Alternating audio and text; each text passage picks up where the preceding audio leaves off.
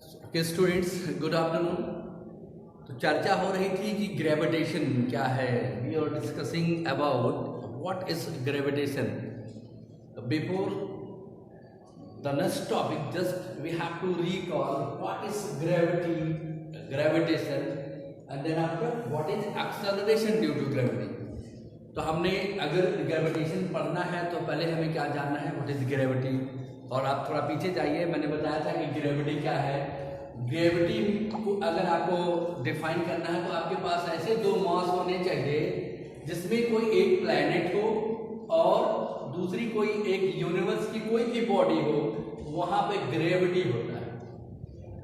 और हमने बताया था अभी इसके पिछले वीडियो में कि कोई भी यूनिवर्स में कोई भी दो ऑब्जेक्ट है जिनके पास मास है, उनके बीच फोर्स ऑफ अट्रैक्शन काम करता है।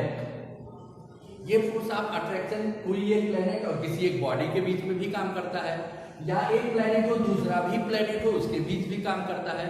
तो डिफरेंस क्या है कि ग्रेविटी वो है कि एक बॉडी आपका कोई एक प्लेनेट होना चाहिए और दूसरा कुछ भी हो यूनिवर्स का, और अगर दोनों प्लेनेट हो जाएं तो वही ग्रेविटेशन हो जाता है। ये आप जान चुके हैं। आज हम जो चर्चा करेंगे वो है एक्सेलरेशन ड्यू टू ग्रेविटी। अभी आपने इसके बेस्ड क्या देखा, यूनिवर्सल लॉ ऑफ ग्रेविटेशन, जिसे न्यूटन्स लॉ ऑफ ग्रेविटेशन भी कहते हैं। आप क्या कर एक बार रिकॉल करें, आपने देखा था कि force of attraction between two object, कोई भी दो ऑब्जेक्ट है उसके बीच जो फोर्स ऑफ अट्रैक्शन होता है that will be the directly proportional to the product of their masses and inversely proportional to the square of the distance between them. और जब आपने यहाँ पर प्रोपोर्शनल हटाकर एक इक्वल लिखा था तो यहाँ पे एक कांस्टेंट आया था जिसे हम कैपिटल जी कहते हैं, और ये कैपिटल जी ग्रेविटेशनल कांस्टेंट कहलाता है। जी ग्रेविटेशनल कांस्टेंट है। इस ग्रेविटेशनल कांस्टेंट की वैल्यू, जी की वैल्यू होती है 6.67 into 10 to the power -11 newton metre square पर केजी स्क्वायर। ये यहाँ तक आप लोग पढ़ चुके हैं। अब बात होगी एक्सेलरेशन ड्यू टू ग्रेविटी की। ये क्या है एक्सेलरेशन ड्यू टू ग्रेविटी? अच्छा, एक्सेलरेशन होता क्या है पहले जाने, पढ़ चुके हैं आप। यानी कोई चीज एक्सेलरेट होने का क्या मतलब है, there is change of the velocity. Velocity में चेंज होगा तभी एक्सेलरेट हुई कोई चीज होनी है। तो ये अल्टीमेटली है क्या एक्सेलरेशन, ये चेंज इन वेलोसिटी है। और अगर रेट उसका पता कर ले that is acceleration, that mean rate of change of acceleration.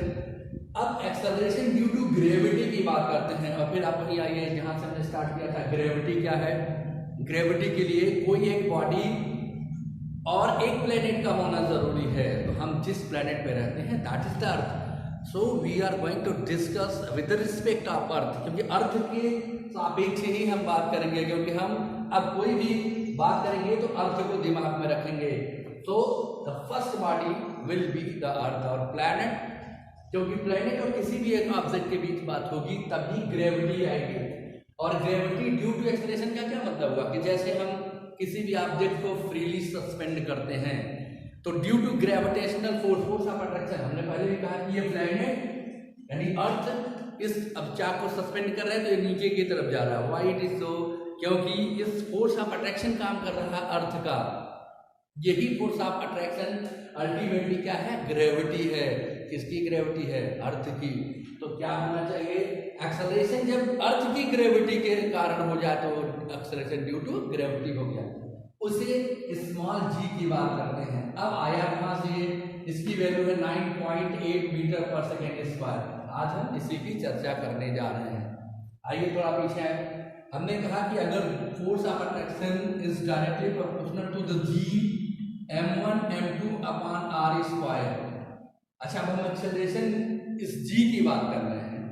हमने कहा कि अल्टीमेटली दो मास है m1 m2, एक को मान लीजिए अर्थ है तो उसका हमने कैपिटल एम लिख दिया, दूसरी बॉडी छोटी है तो हमने इसको स्मॉल एम लिख दिया। इसके बीच डिस्टेंस सपोज करिए r है। क्लियर? तो फोर्स ऑफ अट्रैक्शन काम करेगा इनके बीच में। और आप इसके पहले पढ़ चुके हैं कि फोर्स ऑफ अट्रैक्शन यानी अर्थ किसी भी ऑब्जेक्ट को अपने सेंटर की तरफ अट्रैक्ट कर रही है। क्यों ऑफसेट कर रही है? कि वो एक फोर्स अप्लाई कर रही है, तभी तो ये चार्ज नीचे आ रहा है। वो फोर्स क्या होगा अल्टीमेटली, यही फोर्स, भाई कितना फोर्स अप्लाई कर रही है, फोर्स तो अप्लाई कर रही है पता है, लेकिन कितने फोर्स से अप्लाई कर रही है, ये वो फोर्स होता है जो किसी भी ऑब्जेक्ट के वेट के बराबर होता है।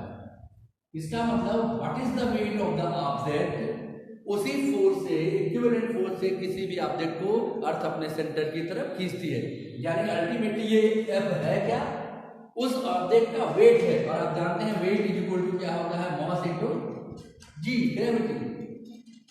तो यहाँ पे अल्टीमेटली ये क्या हो जाएगा, F की जगह हम रख सकते हैं M इंटू जी।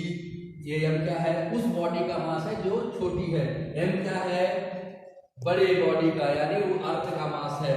तो अगर हम यहाँ फोर्स की जगह mg लिख दें, आप देखें तो ये होगा g, एक अर्थ का मास और दूसरा उस बॉडी का मास अपॉन r स्क्वायर, यानी ये force of attraction applied by the earth कितना होगा, उसके वेट के बराबर। अब आप देखें m से m कैंसिल हो जाएगा, आपको इक्वेशन क्या मिलेगा, g is equal to G m upon r square. ये आपको पढ़ना है, यही आपको समझाना था। ये g क्या है और यहाँ पे g क्या है, this is gravitational constant and value of the gravitational constant is 6.67 into 10 power minus 11 metre square पर kg स्क्वायर। ये मास क्या है, ये मास अर्थ का है, तो अर्थ का जो भी मास है वो फिक्स है। r इज द रेडियस, मतलब क्या है कि ये अर्थ है, ये अर्थ का सपोज सेंटर है, यहाँ कोई बॉडी रखी है, तो यहाँ से इसकी डिस्टेंस बॉडी के सेंटर से, अर्थ के सेंटर से इस बॉडी का जो डिस्टेंस है, कहीं भी रखेंगे r ही होगा क्योंकि ये सर्कुलर है, आपको पता है। तो ये डिस्टेंस है इस बॉडी यानी m और ये बड़े मास m के बीच की डिस्टेंस है, और ये g क्या है, ये कांस्टेंट होगा क्योंकि अर्थ एक ही है, उसका मास कांस्टेंट, और रेडियस भी अर्थ का कांस्टेंट। जब रेडियस और मास की वैल्यू यहाँ रखेंगे तो g की वैल्यू आएगी 9.8 मीटर पर सेकेंड स्क्वायर।